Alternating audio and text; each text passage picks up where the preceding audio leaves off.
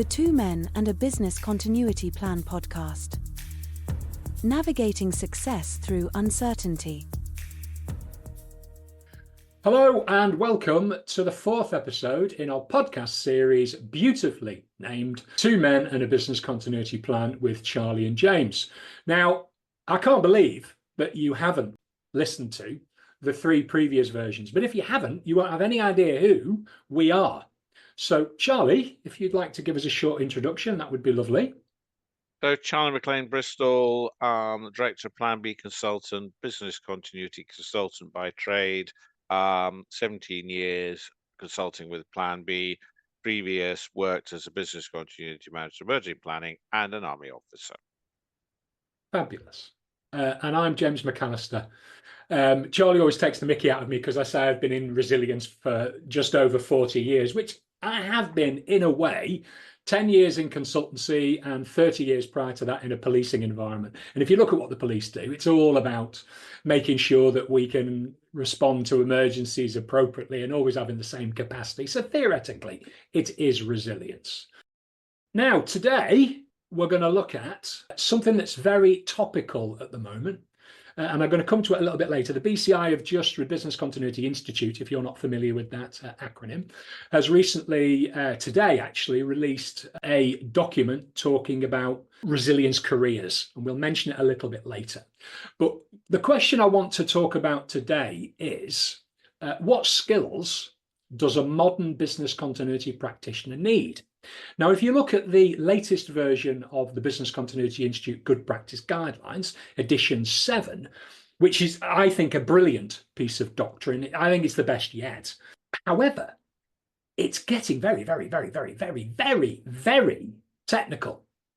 So does the business continuity manager from this point onwards nowadays, and also linked into the BCI's competency framework, what it appears to me is the business continuity manager practitioner of the future needs to almost be superhuman.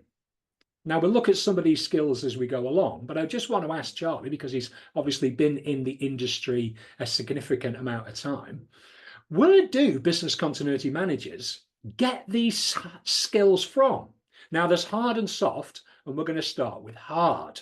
So just so the listeners get an understanding of what we actually mean by hard skills, they are technical abilities and knowledge that you gain through training, practice, and education. So where does your BCM get all these superhuman skills from, Charlie? Where did you get yours from? Let me just talk about what I'm doing today. And all I can say, the answer to that is Auchentoshan and Distillery.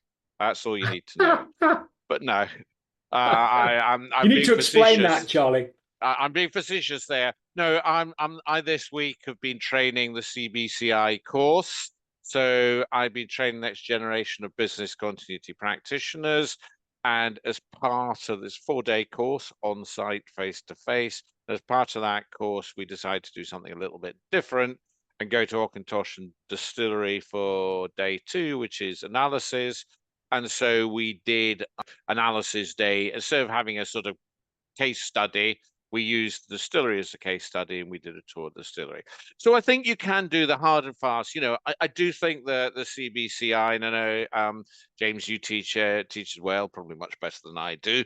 Really, but yes. you know, you that is where you get the hard and fast BC skills. And that is what, you know, where you get and you pass your exam at the end. So I think that's a good place to start to get, you know, you need those hard BC skills of, you know, what is a BIA? What is an RTO, RPO, MBCO? You need to know all those sort of things. I think those of us, we've been doing it 40 years, you know, you not grow up with business continuity, but you were there kind of at the beginning. And if you looked at the kind of iterations of business continuity, you also grew learning. You started in the first bit, read some books, knew what other people were doing. And as the GPGs have changes from 2010 version, I think was about one of the first versions, through to 0.7 now, you know, either by teaching or either by, you know, developing, you develop those technical skills. So I do think the GPG is a really good place to start that 4-day course. And I think if you haven't been it, you ought to be on it. You know, and I don't know whether you teach the course as well. Let's talk about that. That's really the place I think is the only place, unless you go sort of DRI in America. Those are about the two only places that are really sort of teaching properly those hard business continuity skills. I've been lucky enough to teach it for 9 years now.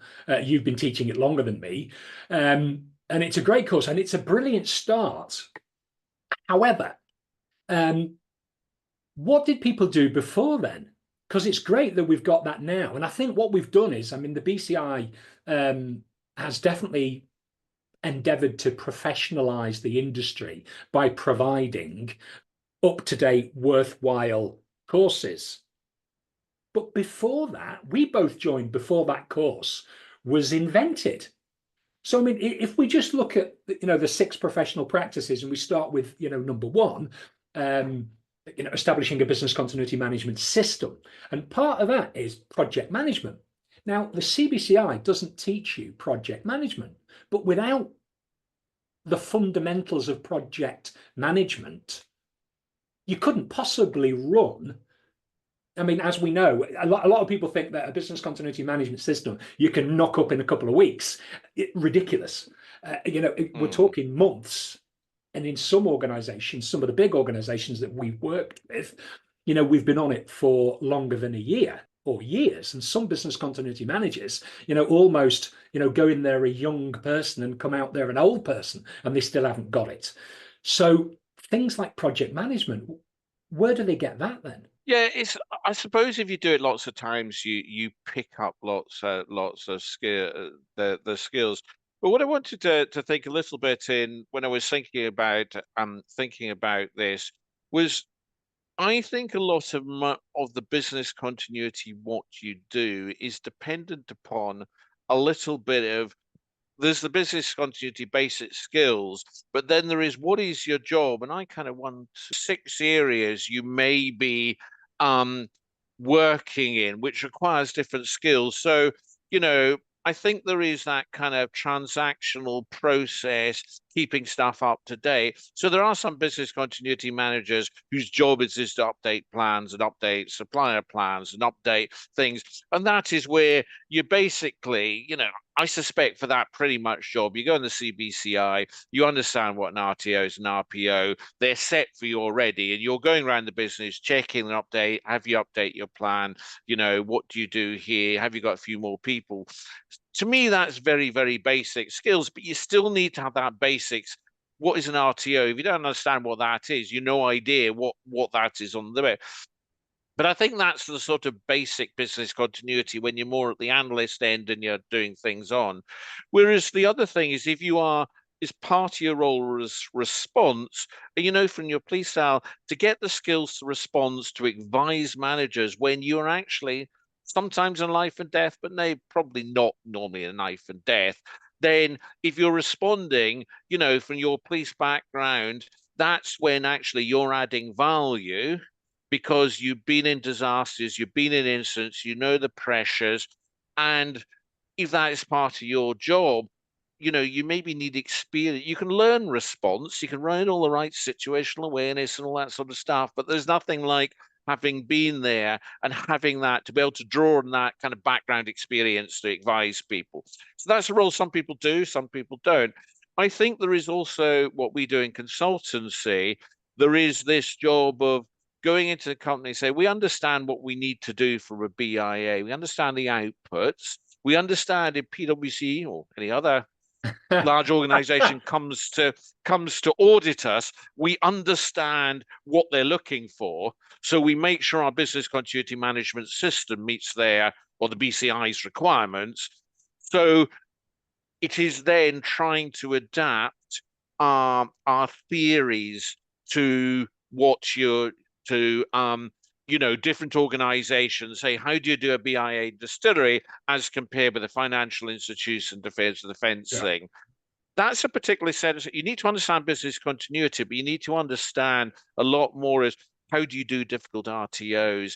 How do you do something, a product that they only produce once every 10 years and it's got 6 months lead time? I know we didn't really want to get on this because I think this would make a brilliant podcast later on. But do you think there's enough understanding, really, in MTPD, MBCO, and RTO within the industry generally? Because I know, unfortunately, I get called in occasionally when other people have set people on a path, and then I get involved later on, and I look at what they've done, and I look at the misunderstanding of those three fundamental principles, without which, I claim that, and I stick my chin out on this, if you don't do MTPD, MBCO, and RTO properly, you're not actually doing business continuity. You're doing something, but you're not doing BC. And I still think some people don't quite get what they are, and not only what they, because I think the beauty of us, we are very beautiful people. I would say that. I think the beauty of us is when you teach, you underpin what you do as a practitioner. And I think I've become a better practitioner because I've been teaching the subject, because you have to crawl all over it and get inside it. So you challenge yourself academically on your grounded principles, and then vice versa. I think there's a couple of things there. I do find teaching it is you remember things you've forgotten, because we all get lazy, we forget things, and you go back, actually, I don't do this particularly well. The book says I should do that. I need to reinforce it. So there's one point there. I think with MTPDs, if I can say that, so often I do quite a lot of stuff with warehouses. And you look at the MTPD for a warehouse is a day, and the RTO is 6 hours. Now, how do you get a warehouse full of stuff back up and running in 6 hours if it's burnt down? It's a nonsense. And so many MTPDs and RTOs, people really don't understand what they are. No. And they'll put of course, we'd love to have a warehouse up and going within 6 hours. There's quite a lot of circumstances we can do it. But it burns to the ground or a plane lands on it, it's not going to happen. So often I think people don't really understand what they're doing, and they put an RTO and they roughly know what that is. So they put it in because it makes us all feel good. Say, 6 hours, that's quite good, but it's not actually underpinned by reality. And I think that's the danger. And you must have gone in, and I've seen lots of times where it's like, these are just a slightly bit of a nonsense, because you can't physically, under some circumstances you can, but under the most likely circumstances you can't. So I think it's a lack of understanding of what these things are. Quite often I think it's a wet finger in the air. I was working with a company, and the pharmaceuticals, and say there was 10 products, and the MTPDs for the production of those products, and we're talking pharmaceuticals, was 6 months. And I thought, okay, how did you come to that conclusion of 6 months?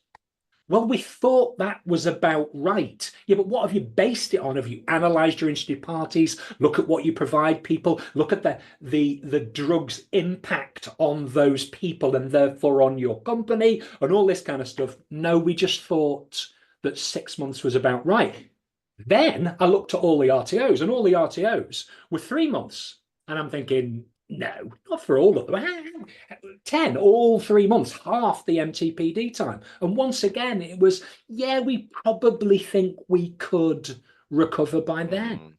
And it was like, my God, how do these people sleep at night? Because without knowing MTPD, which is the end of the world for your company or your product or your reputation and all those other things, you've got nothing then to measure success by, i.e. recovering on time. So unless you have got a proper MTPD or a good gauge of that, and then you try and work out when you could recover to compare. And I also think a lot of companies put them the same. So I'll go, well, where's your MTPD and your RTO? Well, they're the same, aren't they? No. They're not the same. Hopefully none of my students think that. Oh my God, anyway, no, none of you. I've never followed you into any business. We've done that to death today. It's like, my God, MTPD is when you need to recover, and RTO is when you can recover. And you've got to have them to compare. One is evil and one is potentially good, as long as it's under your MTPD. And it's like, my God, that's the fundamentals. So I'm like you. Training gives new people to the industry the fundamentals, the foundations to work with. Now, one of the big questions is hard skills are fabulous, but what about your soft skills? So soft skills are those personal attributes, interpersonal qualities that enable individuals to effectively interact and communicate with others. That's a dictionary definition. But how do you get those? Because if you look at, I mean, I'll just give you a quick example from the BCI competency framework. And it's fabulous, but my God, it's mind-boggling. And if we just look at leadership, self-awareness, sensitivity to others, all about your leadership styles, influencing, negotiating, motivating, courage and personal resilience, reflective practice. I mean, I know what they are. And because I'm 60, I think I'm probably further along the evolution of those than I was 20 years ago. I remember coming out of firearms when I was a team leader on a specialist firearms team, and I had no soft skills at all, because all I did was bawl at people to get on your knees, put your hands on your head, and comply. And shoot them, and they didn't do it. Yeah, and luckily I was fortunate enough not to have shot anybody. But I didn't have any soft skills. So how do you get your soft skills? Because the CBCI course doesn't teach you soft skills. No, and I think, one of my roles there is, you're sooner or later, maybe if you get further enough up the tree and you've got a big enough company, you're going to be managing people. And, when you're managing people, you often get the management courses. So I think, I don't think there's anything particularly different from a management or business continuity manager to manager of health or safety, or a manager of the call center or something. But I do think there is, one of those skills, I do think there is a sort of cultural or a kind of personal element, qualities you need to have as a business continuity manager. If you live in a reasonable large organization, business continuity managers usually live in the middle. They're not towards the top. There's occasionally a sort of chief resilience officer. That covers a whole load of things. So if you're a business continuity manager, professional per se, and you don't do anything else, you're in the middle somewhere. But quite often, you're kind of slightly left to get on with it, because no one really knows what you're meant to be doing. As long as you do some business continuity stuff, then you pass the audit, that you've done all the right stuff there. But a lot of your skills has to be that sort of influencing skills. So you need to be able to get down to the shop floor, and you need to be able to speak to the guys down there and say, what's happening. So you need to be able to the warehouse operatives, the team leaders, whatever they are, call center people, you need to be able to speak to them and understand what they do. And I also say sometimes that a business continuity manager should know more about an organization than anybody else in the entire organization. But you also need to go to the CEO and the top management, and you get limited amount of time, and you need to be credible with them. You need to be able to say, look, guys, we need to do some training. We need to do the annual exercise, and you need to be credible with them and comfortable with them, and to have the kind of gravitas for them to, we let Charlie in the diary, as long as he's not there too often. We'll let Charlie in the diary to go and do this. So you need that sort of level of influencing. I know GPG's whole load of stuff about culture, and it is really true. Is you need to work with the culture. You need to be able to do work at the bottom, work at the top, and be able to have that kind of adapt your skills, your language, your behavior, your influencing to the culture, who you're and who you're dealing with. And so I don't think that, I think that is, it can be learned, but I think you need the right sort of person to be able to. But if that's your business continuity job, if you have another business continuity, is more transactional, is updating the plans and doing that stuff, it doesn't really matter, because you're in your box and you keep in your box. But quite often that other role is you across the whole span of the organization. You're the business continuity. You got to do it, and you've got to make it. So it takes a different set of skills. Do you think sort of standard? I just think there's better people to do it. I think the BCI should concentrate on getting those techie skills, like updating the GPG, getting those sort of hard skills. Like, I think there's an issue which is slightly a side issue, is working with other professions. And, I was talking my talk, we're always we don't quite, cyber's the thing at the moment. It's much more exciting than business continuity. It's lots more money. There's lots more stuff in it. Yeah, it's not more exciting. I am bored to bloody death with cyber. But there is more people money. think people think it's more exciting. So we need to, I still think if you look through the GPG, it is not really, we don't really know what our relationship with it. We know we need to get in bed with it. We need to talk it. We know it's where it's at. So we need to kind of influence and be in that space. But the relationship is not quite clear. And we have a lot to offer to help these guys who are doing it. They maybe don't know, but we also need to have some guidance of what we can do to help them. So I think my personal feeling is you can go out there and get lots of soft skills, and you can get lots of management skills. Lots of people out there. And companies are geared up for doing that and training. And as you go up the greasy pole, you get that training. But I think the BCI should concentrate their efforts on trying that more of the hard skills and getting them right. And I definitely think they're doing that. I mean, as you know, they're introducing 2 new courses at the moment. The introduction to operational resilience being sort of one of the primary ones, because as we know, OpRes in Ireland, it's coming in very soon, and in the rest of the UK, it pops sort of the completion is supposed to be done in 25.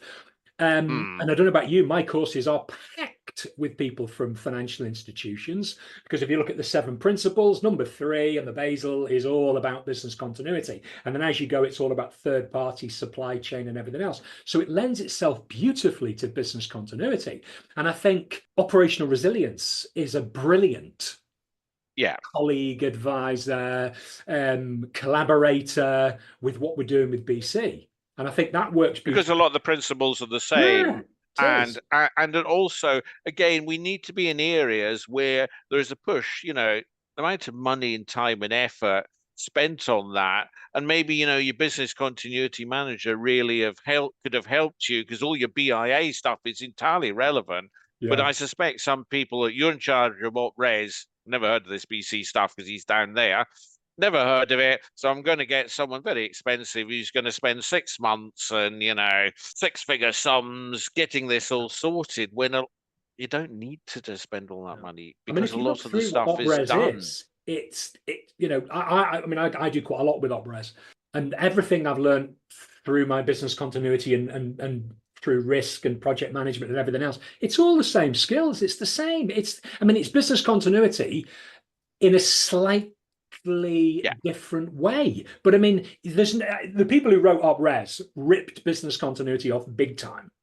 Yeah. They changed a little bit of it about, and then they called it operational resilience. But in reality, it's BC with a slight twist. It's like a dirty martini. It's got a bit of something else in, but it's a bloody martini, really. Yeah. To be honest. There's not a lot. Yes, I do think that's true. There's nothing new under the sun there. But I think if that's the way to go, I think it's great. The BCI has done a course. I haven't seen the course yet, but I think maybe it is actually 5 years too late to do that. Maybe that course should have been a bit earlier. 2018, when the guidance originally came out. Yeah, but the guidance and do it quick. But there are new things, DORA and different NIS2 and all that sort of stuff that are coming in. So I think we do need to embrace it, because what is interesting, when I've done some sort of academic stuff in business continuity, I said want to do some. I'm always interested in doing a PhD and studying business continuity, learning fine, and one of the professors said to me, well, business continuity is a process. It's not philosophy. It's not a kind of thing. It is just a process. You do business continuity. And if we think about it, no one has invented anything in business continuity very new since the beginning. There's been refinements and tighten. We've got the planning and plans is a lot tighter and a lot more analogous to crisis management, emergency planning. We got our plans right, and they're pretty rubbish from the start. It hasn't fundamentally changed really since its inception. Validation, a bit more exercising. There's a bit more strategy stuff, but it's not. There's really fundamentally nothing new. And the alternative network, whatever that they're called, what's the people who try and get try and get it. Yes, I know. Yeah. But, most people, I think that's good. They thought about something, and most people say it's not really business continuity, it's business continuity, the same as, it's just called something else. Yeah. So at least they attempted to do something, but really we've invented nothing new, which is quite good because it's the stead of time. It's also quite good because actually we don't need to learn too much new stuff. So, Yeah. But, there is an advantage. But people like us and everybody listening who does BC is constantly evolving. And remember, the good thing about the good practice guidelines is it doesn't tell you this is how you're going to do it. It just tells you what you should be doing and thinking about. And then you, as you know, because it doesn't specify you do this with the aviation industry, you do this with the oil industry, you do this with this. It allows you then to apply, to contextualize it within the environment you're working. And the beauty of that is that every day is interesting and exciting because you're having to look at the black and white and make it grey, which makes it fascinating. But this is also the problem of, if you don't understand it fully enough, you could bastardize it to a point where it is no longer business continuity and it's unrecognizable. And I think that is probably one of the biggest dangers, really. Yeah, I think one of the key skills of I always say that business continuity was never invented for half the things it is. It was invented for people in offices after the IRA bombs, basically. Yeah. And so it was really roundabout people in offices, and we've taken it to gas, oil, manufacturing, and the principles stayed up. But you need to think quite hard to apply these principles to defense or oil and gas, where it's not quite like offices. Sometimes you've got, places with big platforms. You get something with a platform that delivers everything to the platform is binary. It's either up or it's down. You don't have an RTO for something like Just Eat or Deliveroo. Any downtime is bad. Yeah. So you have to learn, say, what are the principles? How can we apply it to this industry? And how can we apply it to this industry to add value? How does it tell them something that they didn't know, and they can actually recover something better than if I wasn't in there or you weren't in there before we started? And I think that's one of the skills, and that's why you pay business continuity consultants, because they ought to understand what is the principles. Then how can we add value using those principles to different industries who maybe no one's done business continuity in there before? There's no reference, there's no plans, no mate you can ring up and say, what did you do? I claim to be the greatest expert on cement manufacturing, on business continuity, because I'm not sure anyone else has done it. I don't know what, I'm talking too much. Over to you. No. I mean, it's brilliant. I mean, just to wrap up, my opinion is hard skills are far easier to acquire than soft skills.